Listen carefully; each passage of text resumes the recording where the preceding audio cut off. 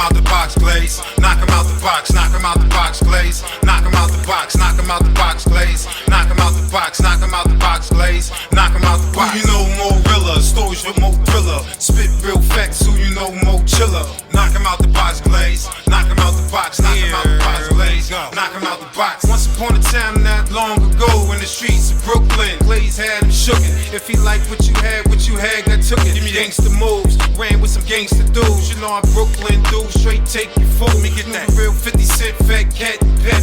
Had blocks on live, BGG, the movement. Here to make improvements. Knock him out the box, Glaze. Knock him out the box, knock him out the box, Glaze. Knock him out the box. Who you know more realer, stories with more thriller. Spit real facts, who you know more chiller. I agree, it's unfortunate, right? Yeah. It really is, but I agree.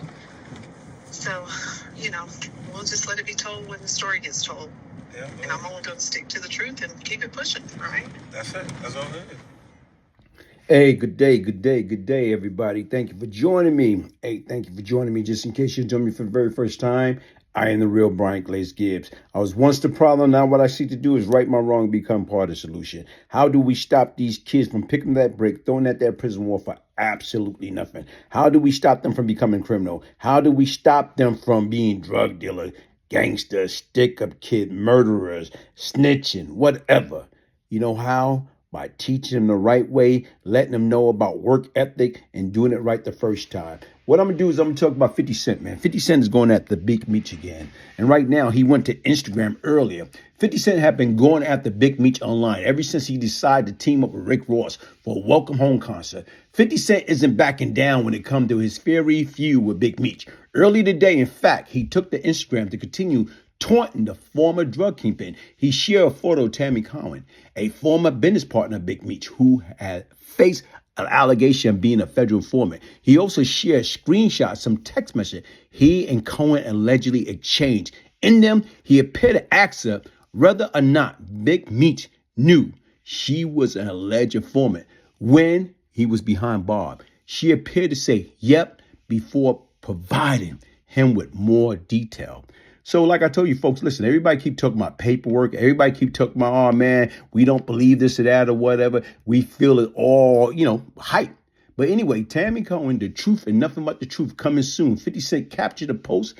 This is far from the first time he's going after Big Meech. So even with that being said, like I told you right now, whatever's in the dark eventually going to come to light. Like Big Meech, according to her, say, I just don't want my name involved. I want a time cut, but you can do it, and I'm going to set certain things up, but I don't want my name involved. Listen to everything, and like I say, listen to, what's her name, Tonesa Welch, speaking about how and why with Big Meech. You know what I'm saying right now? Tammy Cowins wrote Big Meech.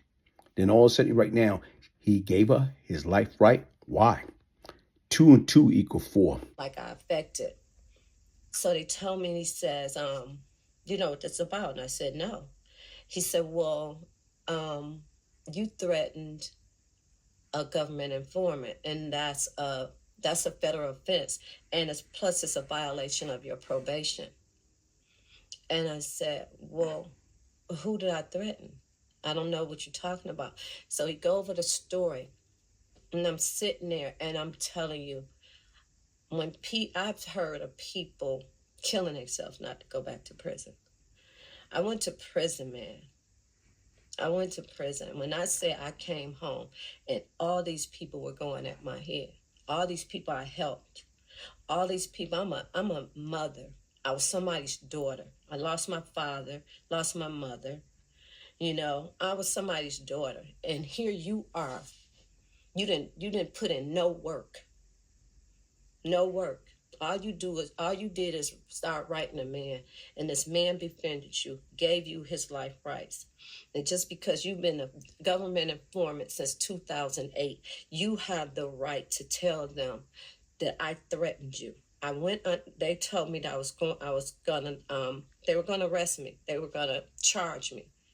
I'm in there, I'm hyperventilating. I'm in this little room with, they shut the door. It's no knob on this side, because if you wanted to run, you couldn't get out.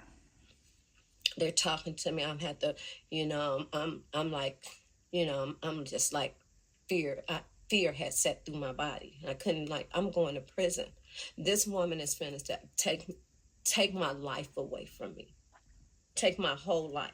I did my time. Out of them 200 people, okay, none of them said I'm on their paperwork. I did my time. I came home broke. I lost everything I had before I even went to prison, even before I met these two, Terry and his brother. So everything I had, everything I gained, I lost. It's okay because of my lifestyle. But who would give a person the right to tell another person to lock me back up because I came home to figure out another way to make money?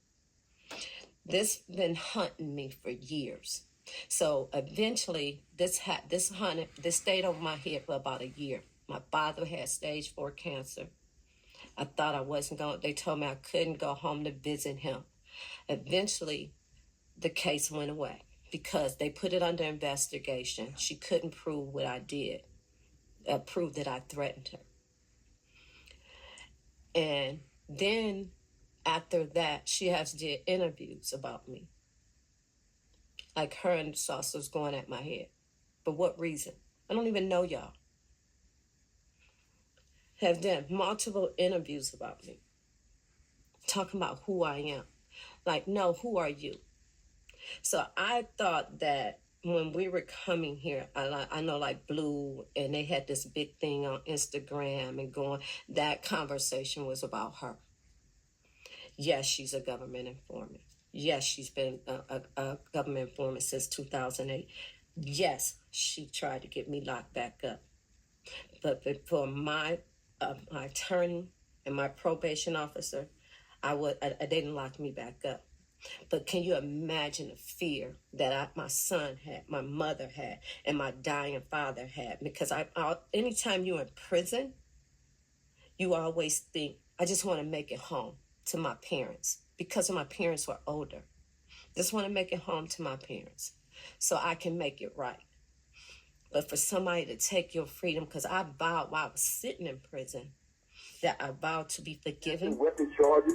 Guess what happened? Yeah, I'm a minute. Because Ryan had associated himself with probably the most ruthless and notorious cocaine crack enterprise in the city. That being Howard Pappy Mason and Lorenzo Fat Cat Nichols. NYPD rookie police officer was murdered, executioner style. And as I'm listening to that, I'm like, whoa. You actually dealt with Brian Glaze-Lives, huh? I dealt with him years ago, back in the 80s, early 90s. I was where he was arrested by my partner back in those days for several murders himself. Not bad. That was given to me by a police officer in New York called Matt Byrne, whose son was gunned down by these drug dealers up there in New York City. Glaze was probably within the top 10 people in the city. But I'm going to say that he was probably one of the top 2 or 3 in Brooklyn. Drug dealers, and controlled the drug organization. And you know what I did? When I got the phone, I told my man, the next time we see him, he's out of here. Yeah. Less than 12 hours, that nigga was dead. Is this the second person you murdered? No. Because, like right now, if you're going by the timeline, by that time is a few more before him. You know, I heard so many good things about you. What I really like is, I know you're a tough guy. And I've known that for quite a while. And you changed your life, and you're coming around, and you're right. We're from New York. We're New Yorkers. No matter what color you are, no matter what religion you are, no matter what you are. You know, we're New Yorkers. Well, he was a drug kingpin himself. He was a drug lord himself back in those days. And he operated out of Brooklyn and East New York. And, he committed a lot of violent acts himself. So if anybody knows the streets, I mean, he knows the streets. Tutting them? Yeah, you gotta worry about them guys. But we only have to worry about those guys in Vanderveer and stuff. You know, we all knew Glaze and Tut and all those guys. Yeah. I know Glaze, Supreme Team. What up, Glaze? You know what I'm saying? Okay, inside the mind of the killer, the Brian Glaze Gibbs story. I'll check that out.